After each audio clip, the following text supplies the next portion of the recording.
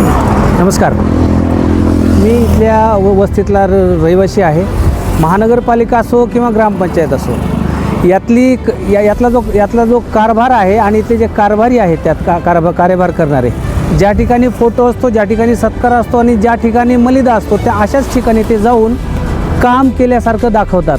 प्रत्येक नगरसेवक असो किंवा एखादा उच्चपदस्थ अधिकारी असो, महानगरपालिकेतला असो, यांना केवळ फोटो काढण्या इतकंच आणि पगार उचलण्या इतकंच यांना काम करावं लागतं.